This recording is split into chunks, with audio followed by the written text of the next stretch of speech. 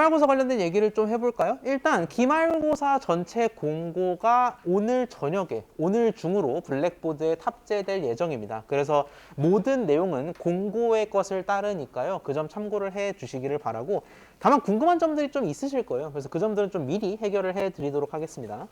기말고사는 이론은 클로즈드 북, 여전히 클로즈드 북이고 프로그래밍이 오픈북입니다. 그래서 뭐 크롤링 이런 거를 아무 코드에 도움 없이 하시기는 어려워요. 그래서 오픈북으로 프로그래밍 시험을 보실 수가 있는데, 뭘 지참 가능하냐가 중요하죠. 지참이 가능한 것들을 좀 말씀을 드리자면, 정말 죄송합니다만 오늘만 마스크를 좀 벗겠습니다. 이게 날씨가 추워지니 김 때문에 공사 분반은 거의 강의를 할 수가 없었어요. 미안합니다. 네.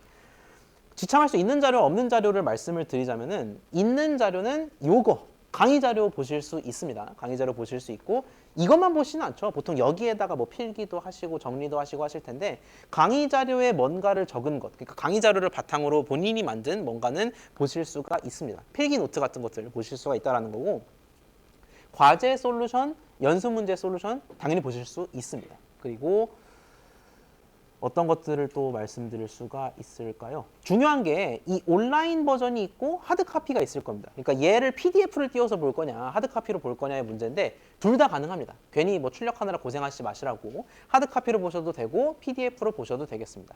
그 말은 콜앱 솔루션을 콜앱에다 띄워놓고 보셔도 되고, 아니면 그냥 프린트해서 보셔도 된다라는 소리가 되겠습니다. 콜앱 솔루션의 경우에는 컨트롤 CV 해도 된다라는 이야기가 되겠죠. 다만 보실 수 없는 것들은 검색은 안 됩니다. 그러니까 어차피 제가 모든 문항을 매 시험마다 새로 만들기 때문에 쳐도 안 나와요. 쳐도 안 나옵니다만 그래도 이제 보시면 안 되겠고요. 외부 도서, 그러니까 이 강좌랑 관련이 없는 그냥 사설 도서들을 보실 수는 없습니다.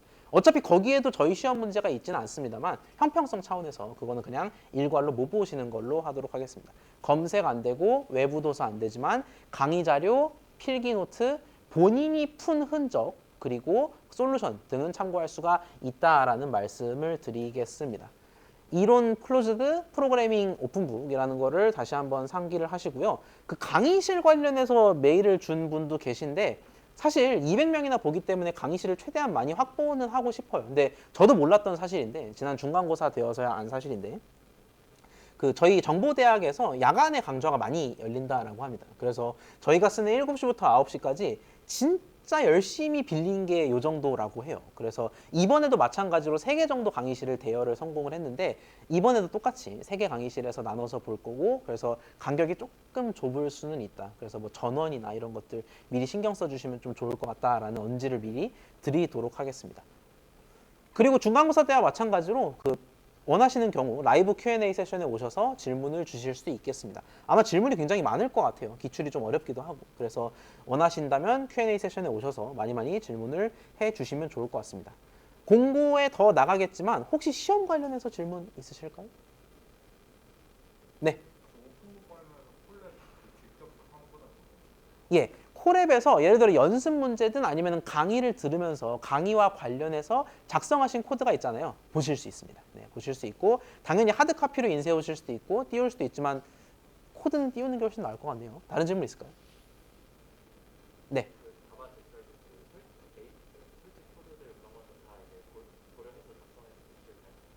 좋습니다. 공고에 올려드리겠지만 중요한 포인트입니다. 저희가 뭔가를 가져오는, 패키지나 라이브러리를 가져오는 게 두 방향입니다. 공고에 적어드릴 거예요. 두 방향인데, 인스톨로 가져오는 경우가 있고요. 임포트로 가져오는 경우가 있죠. 임포트는 적으시면 됩니다. 예를 들어 판다스는 그 임포트 판다스 에즈 PD 다 하셔도 돼요. 상관없는데 적으시는 게 맞는데, 인스톨은 적으시면 안 됩니다. 인스톨은 채점 서버가 인식을 하지를 못합니다. 그래서 부득이하게 인스톨 코드는 적지 말아주시기 바랍니다. 요건 제가 공고에도 적어드리겠습니다. 인스톨은 안 적으시고 임포트나 from 임포트는 적으셔도 되겠습니다. 다른 질문 있을까요? 그 시험 중간에 공고 내용이 헷갈리는 경우에 공고를 들어가는 건 부정행위가 아닙니다. 그건 당연히. 예, 네. 다른 질문 있나요? 자, 없으면 오늘 준비된 내용을 살펴보도록 하죠. 저희가 14주차에 계속 월수에 걸쳐서 국문전 처리 그리고 텍스트 마이닝에 대해서 살펴보고 있습니다. 텍스트 분석이라고 할 수가 있는 내용들인데요. 챕터가 세 가지였죠. 한국어 전처리와 관련돼서 여러 내용들을 살펴보았습니다. NLP라고 요약하는 자연어 처리라는 거는 결국 내가 쓰는 자연어를 컴퓨터가 처리할 수 있도록 다듬는 일을 일컫고요. 자연어 처리를 위해서는 NLTK, 영문의 NLTK, 국문의 Core NLPi가 쓰인다라고 말씀을 드렸습니다. 국문전 처리는 어렵습니다. 여러 차원에서 어려운데 일단 띄어쓰기가 애매모호하다는 점, 그리고 낱말이 다변화될 수 있다는 점. 하지만 우리는 무슨 입장? 전 처리를 처음부터 하는 입장이 아니라 코엔엘파이의 힘을 빌리는 입장이죠. 그래서 비교적 편하게 처리를 할 수가 있겠다라는 겁니다. 이런 인스톨을 코드에 포함하시지 않으면 되겠습니다. 인스톨 코엔엘파이를 설치해 주실 수가 있겠고요. 이런 특수 문자 제거, 문장의 특정 문자들을 제거하는 거는 문자가 아니라 슬라이드가 제거됐네요. 네. 자, 이렇게 문자를 제거하기 위해서는 우리가 replace, 기초 문법의 내용들로 커버할 수가 있다. 다만 그 이후, 이렇게 제거한 이후에 얘를 의미 단위로 쪼개는 것은 좀 어렵다라는 겁니다. 1차적으로 생각할 수 있는 건 단순 스플릿이지만 어절 단위로 띄는 거는 큰 의미가 없을 수 있다라는 거죠. 액션과 이를 분리해야 될 거 아니야. 그러기 위해서는 우리가 드디어 코엔엘파이, 그것도 코모라는 힘을 빌릴 필요가 있다라는 겁니다. 코모란을 이용해서 정의를 하고 이렇게 코모란에다가 몰프스라는 거를 적용하게 된다면 우리가 마침내 액션 2, 어떻게와 같이 분리할 수가 있다라는 겁니다. 몰프스가 단순 분리라면은 이 포스를 이용한다면 문법, 이 품사까지도 나타낼 수가 있다라고 말씀을 드렸습니다. 문법적으로 액션이라는 게 갖는 품사가 어떤지, 이가 조사인지 동사인지 등을 포스를 이용해서 알 수가 있겠다라고 말씀을 드렸고요. 나운즈를 이용해서 명사만 추출할 수 있지만 중요한 게 뭐였습니까? 포스를 이용하면은 낱말과 품사가 쌍쌍바로 등장한다. 그래서 거기서 품사에 접근하는 게 더 바람직하다라고 말씀을 드린 바가 있었습니다. 코모란의 품사 분류는 이런 식으로 전개가 되고 사이트에 들어가면 알 수 있기 때문에 이런 거 외우는 건 하등 중요한 게 아니다라고 누차 강조를 드렸습니다. 불용어라는 거는 많이 등장하지만 쓸모는 덜한 것. 스터보드라고도 일컫고요. 이 스터보드를 제거하는 것도 기초문법 수준에서 구현할 수가 있겠습니다. 자, TF, IDF 워낙 중요한 내용이다 보니까 이론적인 거 한 번 더 설명을 드리고 넘어가도록 할게요. 결국 우리가 어떤 문서가 존재할 때 그 문서의 중요한 낱말이 뭐냐, 핵심 키워드가 뭐냐라고 하면은 가장 많이 등장하는 게 핵심 키워드일 가능성이 농후합니다. 다만 그렇게 되는 경우에는 세상 어디에도 등장하는, 그냥 어디에든 만연하게 등장하는, 허구한 날 등장하는 낱말들을 걸을 수가 없다라는 거죠. 그래서 나는 낱말 빈도뿐만이 아니라 희소 가치까지 고려할래 라는 게 TF, IDF의 정신이었습니다. 낱말의 등장횟수 뿐 아니라 등장한 문서의 희소성까지 고려하겠다라는 거고요. 여기부터가 본격적으로 오늘 살펴볼 내용이 될 것 같네요. 우리가 아티클즈라는 이름으로 4개의 기사가 리스트에 담겨 있다라고 합시다. 첫째 기사, 대선 후보 전략 분석, 둘째 기사, 경제 위기 신호 감지. 이렇게 4개의 기사가 등장을 할 때 우리가 가장 먼저 해야 될 건 뭐냐면 TF, IDF 중에서도 TF, 즉 턴 프리퀀시를 세는 일이 중요해요. 각각의 기사마다 낱말이 몇 번 등장했는지는 알아야 될 거 아니야. 이 기사엔 대선이 몇 번 나오고 저 기사엔 조사가 몇 번 나오고를 알아야 된다라는 거죠. 그래서 우리는 그걸 문서 낱말 행렬을 통해서 살펴볼 수가 있겠습니다. 이게 무슨 소린가? 아, 문서 하나에 특정 낱말이 몇 번 등장하냐를 알려주는 겁니다. 0번 기사에 대선이란 낱말은 한 번 등장했네. 1번 기사에 조사란 낱말은 안 등장했네. 와 같이 행렬로 나타낼 수가 있겠다라는 거죠. 우리는 말 그대로 낱말을 세는 거에만 먼저 집중하기 때문에 카운트 벡터라이저를 활용하겠습니다. 어렵게 생각하지 마세요. 행렬이라는 건 결국 벡터 묶음이기 때문에 벡터가 들어가는 겁니다. 카운트 벡터라이저를 이용하면은 우리가 문서 낱말 행렬을 만들 수가 있는데 공장을 차리듯이, 마치 공장을 차리듯이 벡터 공장을 만들고 그 벡터에다가 핏과 트랜스폼을 동시에 한다라는 겁니다. 핏은 왜예요? 이 기사 가지고 행렬 만들 거니까 데이터를 핏 시켜야겠죠. 그래서 핏을 하는 거고, 트랜스폼과 투어레이는 왜 해요? 그냥 막 만들면 안 되잖아. 예쁘게 행렬 스타일로 만들어야 되니까 트랜스폼과 투어레이를 그래서 한다라는 겁니다. 그리고 마지막에 이건 뜬금없이 왜 출력하냐? 지난 시간에 제가 간접적으로 말씀을 드렸습니다만 행렬만 보면 각각의 열이 무슨 낱말인지 몰라요. 이게 대선이야? 이게 조사야? 모른다라는 거기 때문에 낱말 사전까지 출력시켜 주겠다라는 겁니다. 요건 한번 코딩을 해볼게요. 여러분 코랩을 켜주시겠습니까?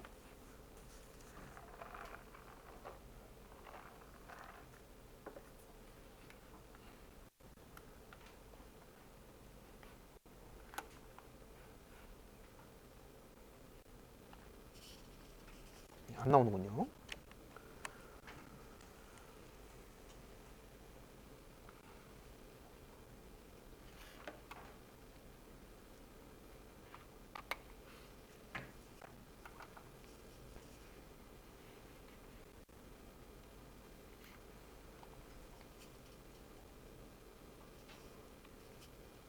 네, 지금 주어진 두 개의 내용을 각각의 셀에다가 한번 작성을 해봅시다. 먼저 articles, 기사 제목 리스트부터 한번 만들어 보도록 할까요? articles. 얘는 4개의 기사가 들어가겠는데 첫 번째는 대선 후보 전략 분석. 모든 낱말들은 띄어쓰기로 구분해 입력하시면 되겠습니다. 그게 규칙인 겁니다. 경제위기 신호 감지. 주식시장 혼란 전략.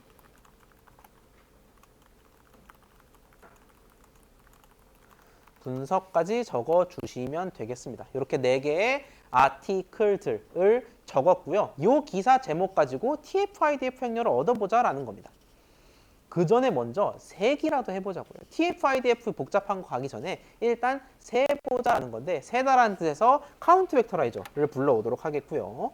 카운트 벡터라이저는 사이킨런에 있습니다. 사이킨런이 참 대견하죠. 분집화도 하고 이것저것 다 하는데 카운트 벡터라이저도 여기 있다라는 겁니다. 사이킨런으로부터 피처 익스트랙션, 사이는 언더바로 이어주시고요. 그 하부의 텍스트, 에는 무엇이 있냐? 카운트 벡터라이저가 있습니다. 스펠링이 조심하세요. 카운트 벡터라이저. 자, 그 상태에서 내가 공장을 차리도록 하겠습니다. 벡터라는 이름으로 공장을 차리고요.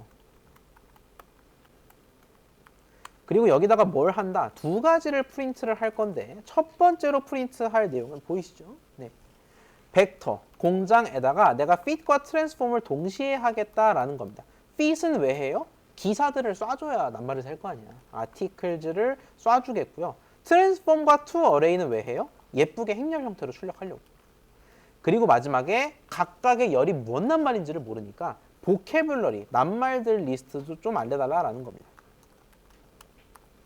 자, 주의할 거는 vocabulary에는 많이 봤던 패턴이죠. 언더바가 하나 더 들어갑니다. 이 점 좀 유의를 해주세요. 자, 한번 실행을 해볼까요? 여기까지 다 작성하신 분 실행해 보도록 하겠습니다. 아티클즈를 먼저 만들어야겠죠. 네. 첫 번째 셀을 실행한 상태에서 두 번째 셀도 실행해 보도록 하겠습니다. 자, 실행하면은 밑에와 같은 결과가 나옵니다. 이 결과를 좀 주목해서 살펴보도록 할까요? 해석이 중요합니다. 문법적으로 좀 까다로울 수 있어요. 괜찮습니다. 처음 배우는 이런 텍스트 마이닝이기 때문에 문법은 까다로울 수 있어요. 해석이 중요합니다. 자, 보시면은 뭐가 많습니다. 이런 게 행렬인가 싶은데 줄수를 보면 한 줄, 두 줄, 세 줄, 네 줄입니다. 근데 우리 몇 개의 기사 가지고 분석했어? 기사 4개 분석했잖아요. 아, 4개의 기사, 4개의 줄이니까 각각의 기사구나 라고 생각하시면 되겠습니다. 첫 번째 기사가 뭐였더라? 대선 후보 전략 분석. 제가 지금 손가락으로 가리키고 있는 요 첫 번째 줄이 바로 대선 후보 전략 분석이라는 0번 기사의 분석 결과가 되는 겁니다. 자, 그런데 보면은 1이 몇 번 등장해요? 1번, 2번, 3번, 4번 등장하죠. 왜? 서로 다른 낱말이 4종이니까. 대선 후보 전략 분석이니까. 근데 문제가 뭐냐면은 이 4가지 일들이 대선 후보 전략 분석이라는 건 알거든요. 근데 각각이 뭔지를 몰라. 대선은 어디 있어? 전략은 어디 있어? 모른다라는 거죠. 그래서 얘를 어떻게 할 수 있느냐? 밑에 보캐뷸러리를 그래서 출력해 준 겁니다. 보캐뷸러리 리스트를 아는 순간 아, 대선이 3번째 열이야? 0번째 열, 1번째 열, 2번째 열, 3번째 열 띡띡띡 올라가 봤더니 요게 대선이구나 라는 거를 알 수가 있겠습니다. 좀 의아한 부분이 하나 있긴 합니다. 대선 후보 전략 분석이면 그냥 순서대로 1111 때리면 되는 거 아닌가. 왜 굳이 이렇게 순서가 뒤섞였어요? 낱말 순서 지금 무슨 순서입니까?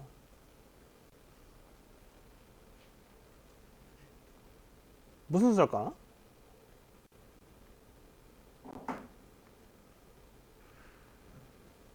감지 결과가 좀 앞에 있고 후보가 뒤에 있네요. 무슨 순서? 가나다 순이죠. 기억이 먼저, 히읗이 나중에 들어가는 가나다 순이 되겠습니다. 그래서 이렇게 보캐뷸러리가 임의로 짜져진 거고, 밑에 마지막 기사를 보면 일단 숫자가 전반적으로 커요. 111112. 왜 클까? 낱말수가 많으니까 크지. 심지어 2인 놈은 뭐예요? 뭐겠어? 조사. 조사가 2번 들어가니까 실제로도 2번 카운팅이 된다라는 걸 알 수가 있어요. TF, IDF라는 거는 결국 낱말 빈도 곱하기 희귀성이라고 말씀을 드렸는데, 낱말 빈도는 깔끔하게 얻은 거예요. 뭘로? 카운트 벡터라이저를 이용해서. 자, 그러면은 여기서 한 발 더 나아가서 나는 희소 가치까지 고려할 거야. 근데 고려하는 걸 다행히도 파이썬이 대신 해준다라는 겁니다. 여러분은 카운트 대신 뭐만 해주면 돼요? TF, IDF로만 바꿔주면 됩니다. 다음 슬라이드 볼까요? 자, 이제는 카운트 벡터라이저를 넘어서 TF, IDF 벡터라이저를 쓰겠다라는 겁니다. 동일한 원천에서 좀 이따 같이 적을게요. 이번엔 TF, IDF 벡터라이저를 불러옵니다. 그 다음에 뭐 하냐? 똑같아요. 제가 편의상 이렇게 두 줄로 나눈 겁니다. fit, transform, to array 하는 거 똑같은데 여기서는 그냥 나눴다라고 생각하시면 돼요. 자, fit은 왜 fit한다? 기사들을 가지고 행렬을 만드니까. 그래서 fit한 거고, 트랜스폼과 to array는 왜 한다? 예쁘게 행렬 형태로 다듬으려고. 근데 카운트였다면, 방금이 카운트였다면 지금은 TF, IDF 값을 불러오겠다라는 거고요. 출력 방식은 똑같습니다. 행렬 하나, 복합 하나. 같이 적어볼까요? 이번엔 새로운 셀에다가 from, 귀찮으면 복사 붙여넣기 하셔도 괜찮습니다. 똑같은 원천이기 때문에. feature extraction 텍스트에서 이번에는 TF, IDF 벡터라이저를 가져오겠습니다. 를 가져와서 뭐 하냐? TF, IDF라는 놈을 만들겠습니다. 얘는 뭐다? 핏한 결과물이다. 즉 TF, IDF 값의 계산의 원초적 결과물이 되겠죠. 어떻게 찾는다? TF, IDF 벡터라이저. 조심해야 될 게 T랑 V만 대문자입니다. 나머지는 다 소문자예요. 벡터라이저에 fit을 한다. 뭘 가지고 TF, IDF 계산할 건데? 기사 가지고. 계산을 할 거다라는 거고요. 여기서 멈추지 않습니다. fit 이어서 transform과 to array까지 하겠다라는 거죠. TF, IDF에다가 transform을 하겠다라는 겁니다. articles를 기준으로 transform에 이어서 array 변환, 배열 변환까지 하겠다라는 거고요. 그 결과는 어디다 저장해? 저장해야 출력하죠. TF, IDF 매트릭스에다가 저장하겠다라는 겁니다. 이제는 우린 두 가지만 출력하면 됩니다. 방금 전 그놈,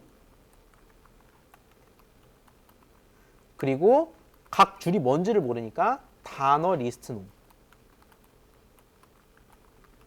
결과 한번 볼까요?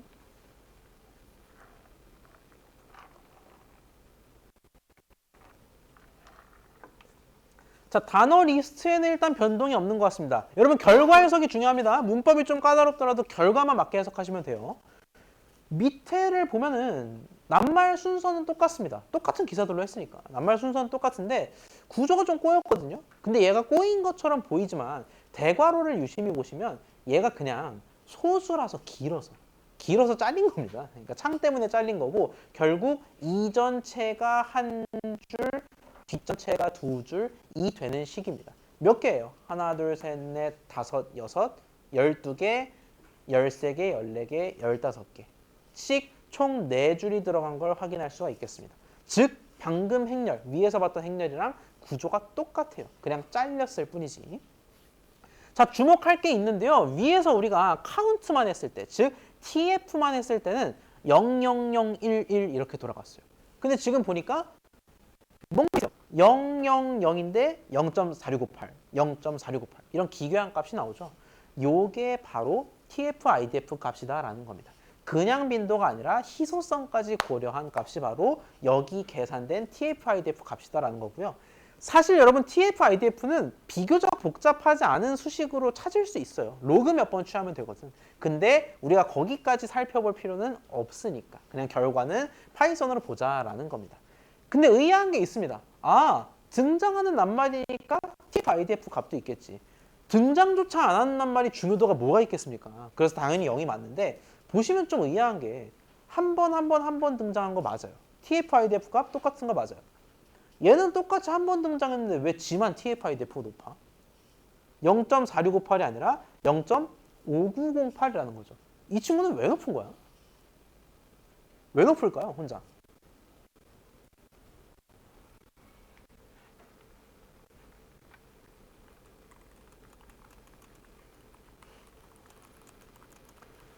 왜 혼자 높은지 파악하기 위해서 이 친구의 정체를 알아봅시다. 이 친구는 가장 끝에 있는 걸로 예상을 하셨겠지만 후보입니다. 14번 원소인 후보예요. 그래서 이 뜻은 뭐가 되냐면 TF와 IDF를 분석한 결과 대선, 전략, 분석의 경우에는 TF, IDF 값이 0.46 정도 나왔다라는 겁니다. 근데 오직 후보만 0.59가 나왔다라는 거거든요. 아무리 생각해도 이상해. 다 한 번씩 등장하는 거 똑같아요. 왜 얘만 높냐? 그럼 우리는 거기서 어디서 이유를 찾을 수 있다? 희소성에서 이유를 찾을 수가 있다라는 겁니다. 방금 얘기했잖아. 빈도가 똑같더라도 더 희소한 낱말일수록 최고로 쳐준다고. 자, 이제 기사로 돌아가 볼까요? 우리 기사 목록으로 돌아가 보면 대선은 몇 번 등장합니까? 여기 등장하는 거 맞아요. 맞는데 하필 여기도 등장합니다. 즉, 두 개의 기사에 걸쳐 등장하는 게 대선이고요. 전략은 또 어떻습니까? 전략은 주식시장 혼란 전략에도 등장합니다. 역시 두 번 등장. 분석은 여기도 등장하지만 막기사에도 등장합니다. 그래서 두 번 등장. 자, 후보는 몇 번 등장해요? 한 번, 아무리 둘러봐도 후보가 없습니다. 그래서 얘는 결국 똑같은 빈도로 등장하더라도 희소 가치가 높은 거야. 아, 넌 딴 기사에 안 나오는구나. 그럼 네가 더 중요한 놈이겠다. 라고 취급할 수가 있다라는 거죠. 여러분, 상식적인 선에서도 내 낱말 중에 뭐가 제일 중요해요? 후보라는 게 좀 특별한 낱말이잖아요. 그래서 실제로 이 TF-IDF 분석 결과 희소 가치가 더 높은 후보가 더 우선순위인 키워드로 정해졌다라고 해석할 수가 있겠습니다. 하나만 더 볼까요? 우리 마지막 이 네 번째 기사를 보면은 TF-IDF가 좀 특이합니다. 보시면 0.3482인 놈이 있는데 혼자 0.6965로 아주 하늘로 솟구친 놈이 있어요. 나는 0.34인데 너는 왜 0.69야? 심지어 보면 숫자가 오묘하죠. 하나가 다른 쪽에 2배인 것 같아요. 그래서 얘의 정체를 보면 뭐다? 0.69인 놈을 찾아보면 밑에서 뭐다? 조사가 됩니다. 아, 조사라는 놈은 희소성이고 뭐고 일단 빈도가 따블이잖아. 다른 낱말은 한 번씩만 등장하는데 조사는 지 혼자 2번 등장한단 말이야. 그래서 카운트 자체가 2배니까 값도 희소성이 같은 다른 놈에 비해서 딱 2배다라고 이해하실 수가 있겠습니다. 결국 TF-IDF는 나한테 얼마나 많이 등장하냐? 그리고 내가 얼마나 다른 문서에도 많이 등장하냐에 따라서 가중치가 결정되는 그런 방법론이다라고 이해하실 수가 있겠습니다. 질문 있나요?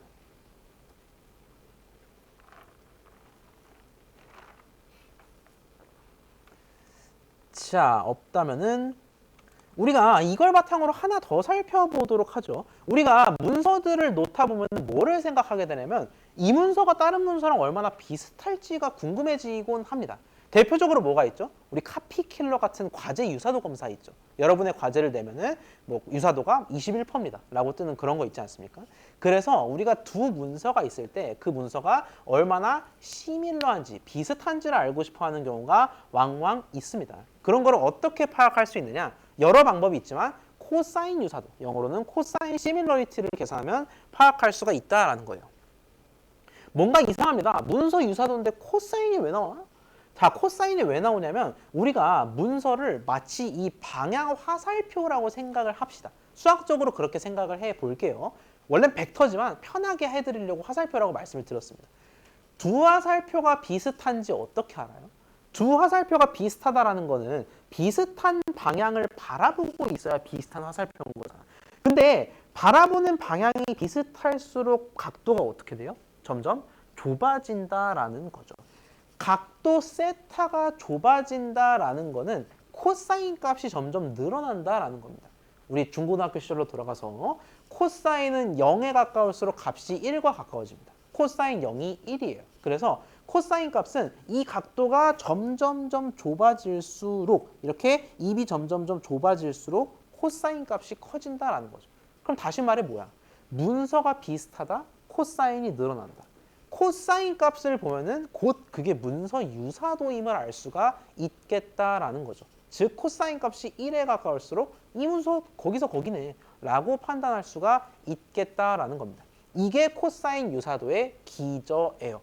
자, 그러면 결국 이 문서들을 화살표들로 봐서 그 두 화살표의 코사인 값을 계산해야 되는데 이쯤 되면 머리가 아프죠. 다행히도 얘마저 파이썬이 대신해 준다라는 겁니다.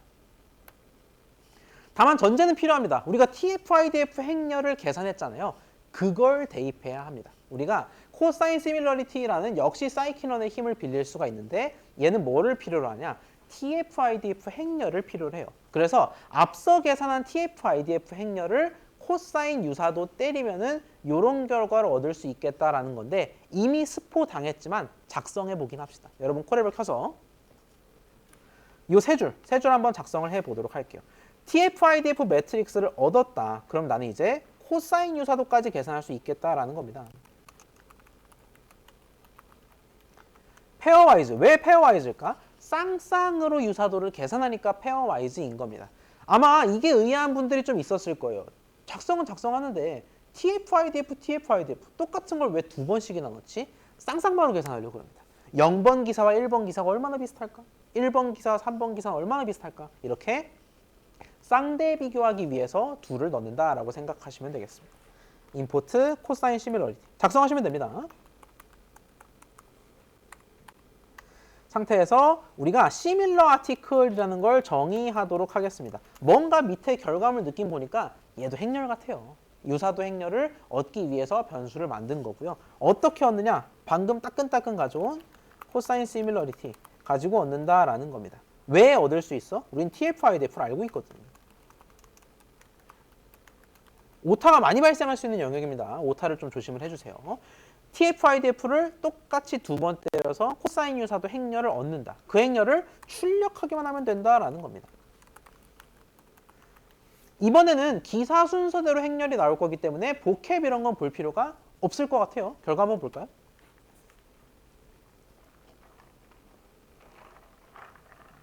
자, 나옵니다. 거의 표절에 해당하는 결과들이 넷이나 보입니다. 1, 1, 1, 1. 1이 맥시멈인데 코사인은 1이라는 거는 완전 표절이라는 거잖아. 근데 얘는 뭐예요? 0번 기사랑 0번 기사 사이 유사도가 1이라는 거지. 나랑 내 거울 사이 유사도가 1이 아니면 큰일 나죠. 그렇기 때문에 얘는 지 자신과 유사도가 똑같다라는 의미고요. 즉 무시해도 되는 정도의 데이터가 되겠습니다. 0이라는 거는 둘 사이의 유사도가 안 보인다. 즉 일치하는 낱말이 없다 정도로 해석하셔도 무방하겠고요. 보시면 1929 정도 보이는데 가장 높은 유사도를 띠는 게 두 가지입니다. 왜 값이 우연히 똑같을까? 0번부터 3번까지 기사의 유사도나 그러니까 0번과 3번 기사의 유사도나 3번과 0번 기사의 유사도나 순서만 바뀌었이 똑같잖아요. 그래서 순서 바뀐 놈은 거기서 거기인 거고요. 결국 0번과 3번. 왜? 0, 1, 2, 3, 0, 1, 2, 3 순서니까. 0번과 3번 기사 사이에 유사도가 가장 높은 25%인 걸로 판단이 됩니다. 얘는 왜 유사할까? 진짜 0번과 3번 기사를 한번 볼까요? 0번은 대선 후보 전략 분석이었고요. 3번은 대선 여론조사 역전조사 결과 분석이었습니다. 실제로 비슷하죠. 주제도 비슷하고 등장하는 낱말도 비슷하고. 이렇게 어떤 낱말이 어느 비중으로 등장하냐를 TF-IDF로 계산할 수 있고 그 TF-IDF를 바탕으로 유사도까지 얻을 수가 있었다라는 겁니다. 실제로 실무에서 뭐 사업이 됐든 어디가 됐든 실무에서 문서 유사도를 파악하는 데는 다양한 기법이 쓰여요. 그렇지만 이런 코사인 유사도도 쓰일 수 있다라는 것 정도를 말씀을 드리겠습니다. 여기까지 질문 있을까요?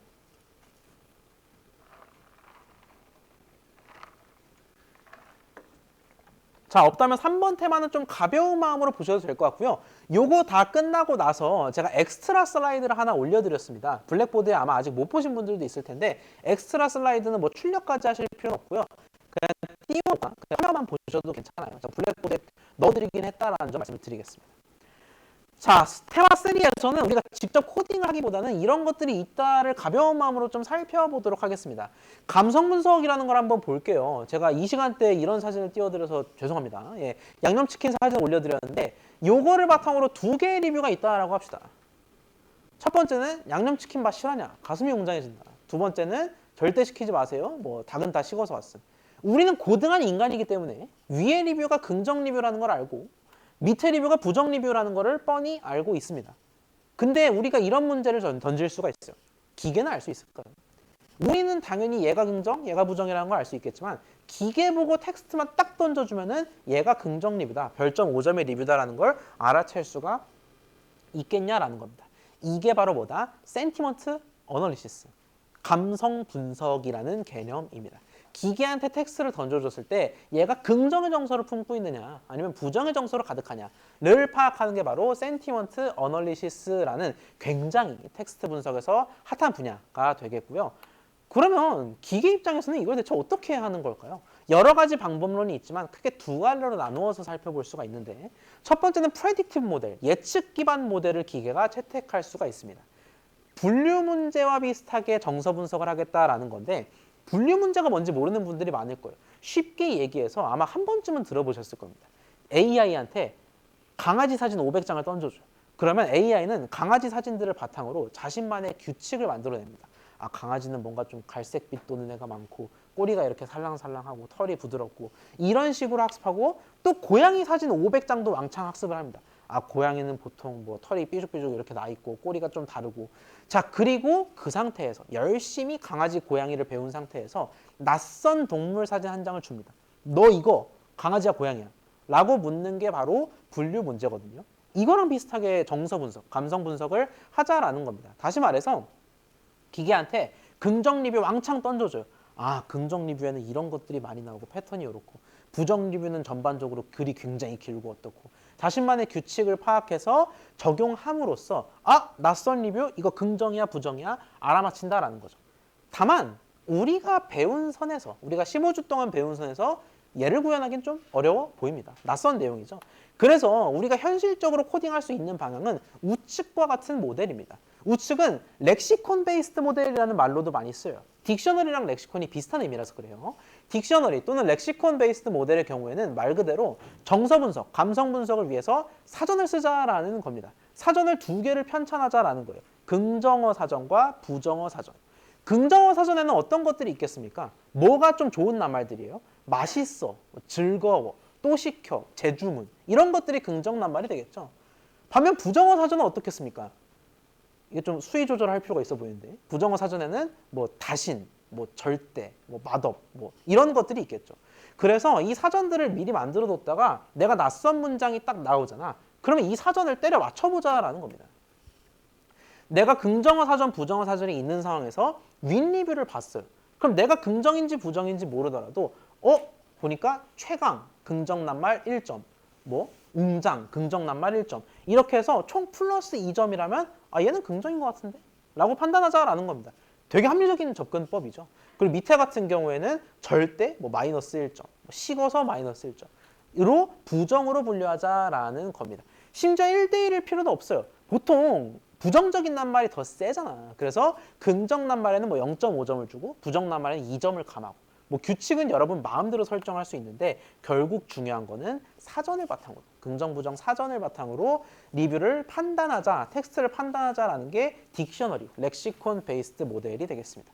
그래서 제가 연습 문제를 드리거나 뭐 이게 당장 시험에 나온다라고 말씀드릴 수는 없겠습니다만, 개인적으로 기회가 된다면 한번 해보시는 것도 좋겠죠. 사전을 만드는 게 뭐가 어렵겠습니까? 리스트든 딕셔너리든 우리가 배웠던 자료 구조를 활용해서 사전 만들어서 뽀문 돌리면 되잖아. 이 낱말 나와 1점 추가, 1점 감점 하면은 금방 정서 분석이 되겠다라는 겁니다.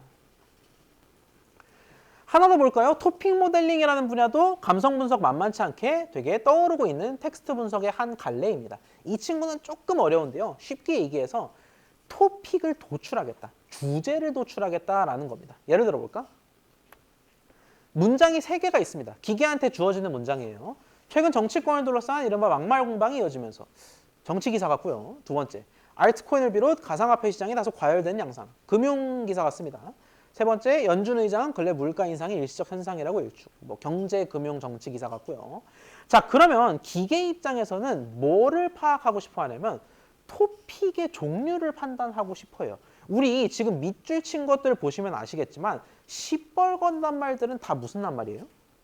정치 토픽 낱말들이죠. 그리고 펄런 낱말들은 다 금융 분야 토픽 낱말들입니다. 그래서 이 문장들을 바탕으로 기계가 뭐를 도출해낼 수 있냐면은 삐빅빅해서 토픽 A의 경우에는 이 낱말이 이 빈도로 등장하고 저 낱말이 저 빈도로 등장하고 이 토픽을 구성하는 낱말들에는 정치권, 공방, 일축, 단일화 등이 있습니다. 이 낱말들이 함께 등장합니다. 라고 기계가 결론을 내리는 겁니다.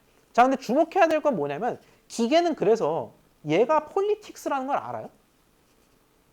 몰라요. 기계는 얘들이 같이 등장하고 하나의 토픽으로 강강술래 모여있다는 건 알아요. 근데 얘가 정치인 건 모릅니다. 마찬가지로 B의 경우에는 가상화폐 연준, 과열물가 이것들이 같은 토픽이다. 비스무리한 놈들이다라는 건 규정 지을 수 있지만 정작 얘가 금융인 건 모릅니다. 경제인 건 모른다라는 거예요. 그래서 결국 토픽 모델링이라는 건 이렇게 토픽을 갈래별로 나누어 놓는 그런 방법론이다라는 거고 역시 텍스트 마이닝에서 주된 분야로 다루어지고 있습니다. 그래서 여러분이 텍스트 마이닝을 뭐 강좌가 됐든 아니면 프로젝트가 됐든 좀 심도 있게 다루게 된다면 이런 테마 3에서 다룬 토픽들도 한 번쯤 마주치게 될 겁니다. 특히 감성 분석은 아마 졸업하기 전에 한 번쯤은 해보실 기회가 있을 거예요. 이런 토픽들이 텍스트 마이닝에서 주로 다루어지고 있다라는 사실을 말씀을 드리겠습니다. 질문 있나요? 없다면은 엑스트라 슬라이드를 받으신 분은 잠깐 띄워주시고요. 아닌 분들은 편하게 그냥 화면 보셔도 괜찮겠습니다.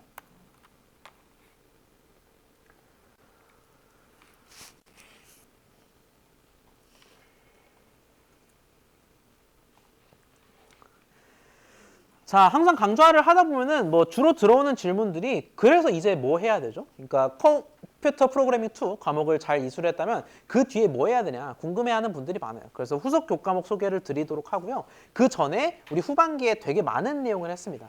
누차 말씀드립니다만 다른 분반에 비해서 내용이 좀 많습니다. 그래서 여러분이 지금 따라오고 계신 것만으로도 시험 결과와 관계없이 굉장히 대단하다라는 말씀을 다시 한번 드리고요. 후반기 내용이 많기 때문에 간략하게 슬라이드 바이 슬라이드로 요약을 해보도록 하죠. 후반기의 시작은 클래스였습니다. 우리가 기존 패러다임을 벗어나서 객체 지향 프로그래밍의 세계로 들어가기 위해서 클래스라는 걸 배웠는데 몇몇 개념들이 있었죠. 인스턴스라는 건 for instance라는 영어 표현에서 알 수 있듯이 각각의 예시, 객체 각각을 의미합니다. 그래서 선거 상황을 하나의 클래스 설계도로 구현하고자 할 때 후보들, 한 후보, 다른 후보, 저 후보, 각각의 입 후보자들이 인스턴스가 된다라는 거고요. 그 인스턴스가 가질 수 있는 값, 밸류가 바로 속성이었습니다.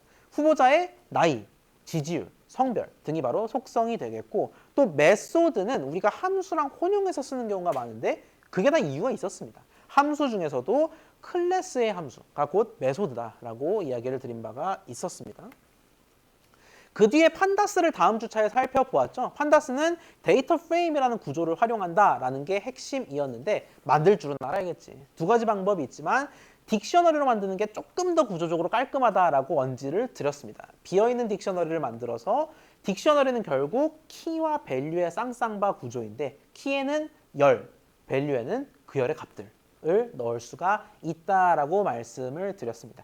두 번째 방식은 리스트를 이용해서 만드는 방식이었고요. 중요한 게 두 가지 방식의 추출이 굉장히 중요했습니다. 첫 번째는 위치 기반 추출이에요. 이렇게 데이터 프레임이 떡하니 있을 때 내가 필요로 하는 놈들만 쏙 뽑아내는 게 위치 기반 추출이었다라는 거고요. 두 가지 방식이 있었는데 뭔 차이다? 위치 기반인 건 똑같은데 숫자냐 명칭이냐의 차이다라고 말씀을 드렸습니다. 예를 들어서 지금 이 3x3 데이터 프레임이 있을 때 주황색 음영으로 표시된 체스판 같네요. 이 값들만 추출하기 위해서는 어떻게 할 수 있을까? df-LOC 행열이니까 행들 열들에 각각 뭐를 넣어? 영행과 이행, 영열과 이열을 넣으면 되는데 조심해야 될 거는 열 명칭은 이름과 소속이죠. 그래서 이런 식으로 적을 수가 있겠다라는 겁니다. 만약에 LOC를 이용해서 주황색 음영으로 표시된 값들만을 추출하기 위해서는 TF-LOC를 하면 되는데 행들과 열들이었다. 행들은 뭐? 행명칭 0, 행명칭 2. 영행과 이행 걸 추출해야 되잖아요. 그래서 0과 2인데 이렇게 복수계 할 거면 대괄호로 씌워주는 게 콤마가 안 헷갈리게 좋다. 라고 말씀을 드렸고요. 열들도 마찬가지로 이름과 소속, 따옴표에 주의하면서 대괄호로 덧치워주면 되겠습니다. 만약에 이게 ILOC였다면은 이름 소속 대신 무조건 숫자만 써야 되니까 로 쓸 수가 있겠다라는 겁니다. 그 과제하면서 많이들 물어보시는 것 중에 하나가 이런 식 말고 그냥 단 하나의 값만 추출할 수 있냐라고 물어보셨는데 단 하나의 값도 추출할 수가 있어요. 예를 들어 최하남만 뽑고 싶다. 그러면 1 이름이라고 지정해주면 최하남만 뽑을 수가 있는 겁니다. 저희가 예시로 여러 값을 뽑다 보니까 하나만 뽑는 거에 좀 익숙지 않은 분들이 계셨던 것 같은데 하나만 뽑을 수도 있다라는 점도 함께 말씀을 드리겠습니다. 자, 추출이 두 가지가 중요하다라고 말씀드렸는데 이제는 조건에 따른 추출을 살펴보겠습니다. 엑셀에서 필터, 이 깔때기 모양 필터 쓸 때 보통 뭘 하냐면은 GPA 4.0 이상만, 소속이 정보대가 아닌 경우만 이렇게 특정 조건에 해당하는 데이터를 추출하는 경우가 많다라는 거죠. 다행히 이 필터링이 그리 복잡하지는 않았다. 무조건 두 스텝인데 첫째로는 컨디션, 조건을 만든다. 두 번째, LOC 때린다. 두 가지였어요. LOC 때리는 거는 고정이었습니다. df LOC에다가 조건절 전체를 때려버리면 되는데 그 조건을 어떻게 정의하냐? 열과 값의 관계로 정의할 수가 있다라는 겁니다. 유의해야 될 게 뭐였죠? 조건 여러 개를 and나 or로 이을 수는 있는데 and or이 아니었다. ampersand 기호와 or 기호라는 거 기억이 아마 나실 겁니다. 크롤링은 제가 애써 강조해드리지 않아도 매번 시험에 나오는 정말 중요한 내용입니다. 실제로도 중요하니까 시험에 나오는 거고요. 자, 뷰티풀 숲으로 정적 크롤링을 수행할 때 가장 중요한 건 결국 뭐였냐면 찾고자 하는 제목을 둘러싼 단서가 중요했습니다. 예를 들어 사건의 지평선이라는 값을 추출하기 위해서는 얘를 둘러싼 단서들이 중요하다는 건데 얘를 뭐가 둘러싸고 있어? A라는 태그와 타이트 일립시스라는 클래스가 둘러싸고 있다는 겁니다. 단서를 최대한 많이 가치 있는 단서들을 찾는 게 중요하다라고 말씀을 드렸고요. 이 둘 중에는 A는 너무 일반적이야. 어디서든 다 쓰이는 범용적인 태그지만 이 클래스는 저 제목이요라고 소리치고 있잖아요. 그래서 이러한 결정적인 단서들이 더 중요하다라고 말씀드린 바가 있었습니다. 단서를 찾으면 뭐를 한다? 숲에 find all을 활용한다. 정적 크롤링의 뷰티풀 숲이 find all이 핵심이었다면 동적 크롤링의 셀레늄은 find element와 send keys가 핵심이었습니다. 비슷해요. 단서 가지고 찾는 거 비슷한데 셀레늄 같은 경우는 단서를 뭘 쓸 수 있다? name, express, id, tag name, 별의별 거 다 쓸 수 있다라는 게 중요했고요. 또 값을 쏴주기 위해서 일단 인형 앞에다가 요소를 대령한 뒤에 값을 쏴주는 게 중요했다라는 겁니다. 또 express는 언제 가장 좋다고? 버튼일 때 가장 좋다라고 말씀을 드린 바가 있습니다. 군집화도 한 주 동안 흥미롭게 살펴보았죠. 여러 방법이 있었는데 가장 먼저 직관적으로 생각할 수 있는 건 K-민즈. 애초에 군집 개수를 정해가지고 그렇게 쪼개겠다라는 건데 이 K-민즈는 나를 따르라 하고 각 군집별로 중심을 설정하는 방법론이기 때문에 특정 데이터에 부적합하다라는 문제가 있었어요. 그걸 극복하기 위해서 원판 굴리는 DB스캔 또는 토너먼트 짜는 계층적 군집화를 도입할 수가 있었습니다. 코엔엘파이와 함께 문장 구성 요소 뜯어보는 건 이번 주에 당장 했던 내용이죠. 코엔엘파이에서도 코모란 형태소 분석기를 이용하면은 이렇게 조각조각 낼 수 있고 몰스가 조각을 내는 거라면 포스는 품사까지 알려주는 거다. 그리고 오늘 다루었던 이 TF, IDF 문장에서의 낱말 빈도뿐만이 아니라 희소성까지 고려하는 방법론이 존재했습니다. 되게 많은 내용을 살펴보았죠. 기말고사가 좀 부담이 있으시긴 할 텐데 기출문제도 다 올려드리고 또 Q&A 세션도 중간고사 때와 마찬가지로 가질 예정이니까요. 좀 부담 없이 좀 재미있는 마음으로 어떻게 시험을 공부하겠어요. 그죠? 그렇지만 부담 없이 좀 시험을 대비하셨으면 좋겠고요. 앞서 말씀드린 대로 이 강좌를 듣고 뭐 해야 할까 궁금해하는 분들이 많습니다. 아마 여기 계신 모든 분들은 컴과에 진입할 희망이 있다면은 잘 될 거예요. 제가 잘 될 거라고 기원하고 있겠습니다. 잘 되겠지만 뭐 진입 여부와 관계없이 그냥 이 뒤에 뭐 하지 싶은 분들을 위해서 좀 준비를 해보았어요.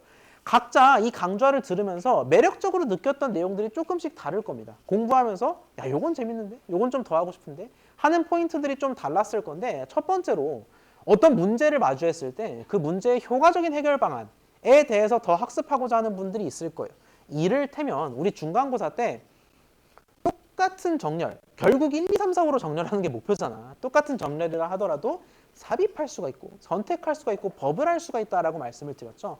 이런 식으로 같은 방법, 같은 문제더라도 다른 방식으로 해결하는 그런 방법론에 관심이 있는 경우에는 컴과의 알고리즘이라는 과목이 있습니다. 알고리즘이라는 과목을 들으면 요 소트 방법론 당연히 배우고요. 그걸 넘어서서 임의의 문제를 풀기 위한 효과적인 방법, 뭐 분할 정복이라든지 다이내믹이라든지 하는 방법들을 배우게 됩니다. 그래서 이 수업을 들었다면 바로 듣긴 좀 어려울 수 있어도 어느 정도 수강을 하실 수는 있을 거예요. 많은 노력을 투입하신다면. 그래서 알고리즘 같은 과목을 듣는 것도 좀 권해 드리고요.